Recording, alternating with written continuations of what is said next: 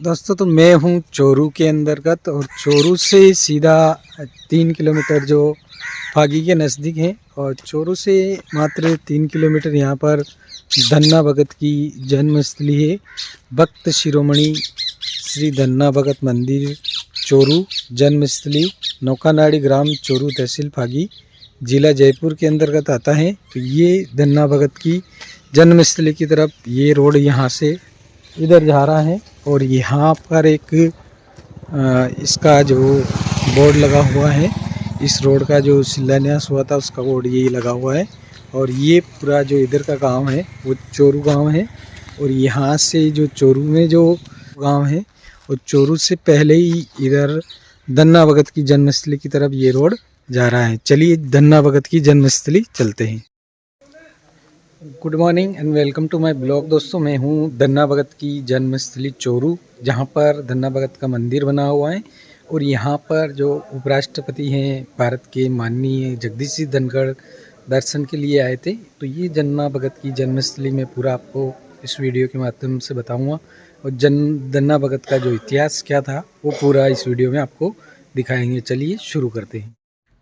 धन्ना भगत एक रहस्यवादी कवि और एक वैष्णव भक्त थे जिनके 3 भजन आदि ग्रंथ में मौजूद हैं। ठाकुर देशराज द्वारा रचित उपन्यास जाट इतिहास के अनुसार इनका जन्म स्थान राजस्थान के जयपुर में फागी तहसील का चोरू गांव है।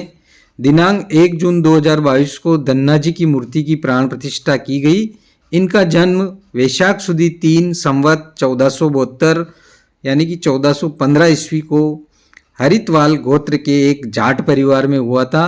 इनके पिता का नाम रामेश्वर जाट व माता का नाम गंगाबाई गढ़वाल था। तो ये थे धन्ना भगत और धन्ना भगत का यहाँ पर एक बहुत ही शानदार मंदिर बना हुआ है।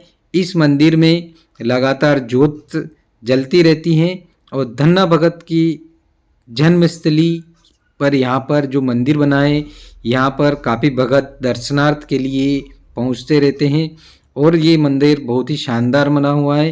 खेतों के बीचों बीच में यह मंदिर बना हुआ है धन्ना भगत जी का। और यहाँ पर जो धन्ना भगत जी की पूजा अर्चना की जाती है और धन्ना भगत की जो ये ज्योत हैं ये लगातार चलती रहती हैं, दिन और रात ये ज्योत चलती हैं। इस प्रकार से धन्ना भगत से प्रसन्न होकर के स्वयं श्री कृष्ण भगवान यहाँ पर प्रकट हुए थे। धन्ना भगत जी की कहानियाँ काफ़ी प्रसिद्ध हैं। मानते हैं कि धन्ना भगत जी ने एक बार खेत में गेहूं जो बोने के लिए घर से दिए थे वो किसी बनिए के यहाँ बेच करके साधु संतों को उससे मिले पैसे से भोजन करवा दिया था। फिर उसके बाद खेत में लगाने के लिए कुछ भी बीज नहीं था तो उन्होंने खेत में जो रेत की बोरियां थी वो भर करके खेत में डाल दिए। तो उसके बाद धन्ना भगत जी के खेत में अच्छी सी फसल हुई और ज़ोरदार फसल उगने के बाद गेहूं की बम्पर पैदावार हुई। तो ऐसा माना जाता है। इसके साथ ही एक साधु ने उनको तुम्बे का जो बीज दिया था वो बीज उनको खेतों में लगाने के लिए कहा था। तो उस समय काफ़ी अकाल पड़ाता था, इस कारण उस अकाल के समय कोई फसल नहीं लगा रहा था, लेकिन धन्ना भगत ने वो बीज अपने खेत में लगाए तो काफ़ी जो तुम्बे थे वहाँ पर उनके खेत में लग चुके थे।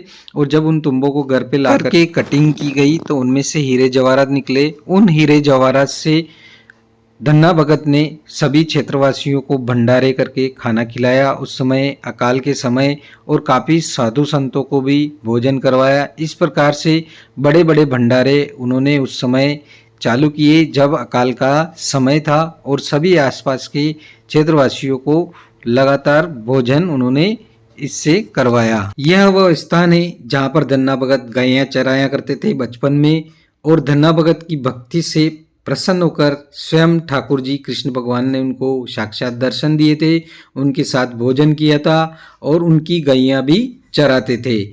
माननीय उपराष्ट्रपति महोदय ने धन्ना भगत की जन्मस्थली के दर्शन किए और यहाँ पर 2 कल्प वृक्ष के पेड़ भी उनके द्वारा लगाए गए।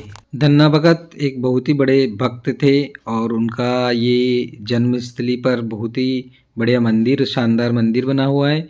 और यहाँ पर इसको जो नाड़ी बनी हुई है इसको नौका नाड़ी बोला जाता है और धन्ना जी की ये नौका नाड़ी काफ़ी प्रसिद्ध है।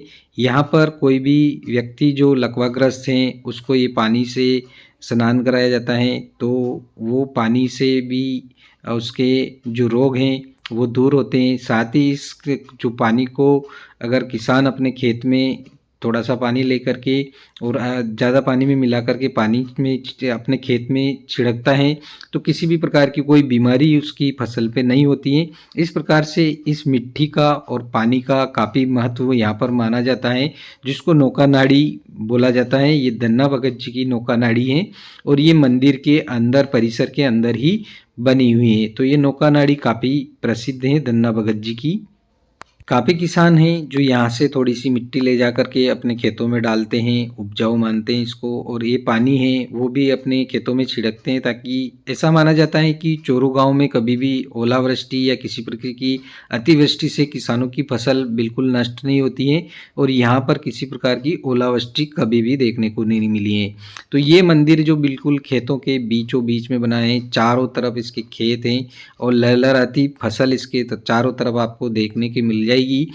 मंदिर परिसर के दोनों ही तरफ रास्ता है। एक तरफ सीधा ही जो है चोरू गांव की तरफ जा रहा है, दूसरा रास्ता है जो है वो सीधा इस फागी और दूदू रोड पर आ रहा है, सीधा ही फागी दूदू रोड पर। तो ये मंदिर जो है काफ़ी प्रसिद्ध है। धन्ना भगत के इस स्थान पर काफ़ी संख्या में यात्री प्रतिदिन दर्शनार्थ के लिए पधारते हैं, और इस मंदिर परिसर में भोजन प्रसादी भी बना करके भोजन प्रसाद चढ़ा करके भोजन प्रसादी ग्रहण भी करते हैं।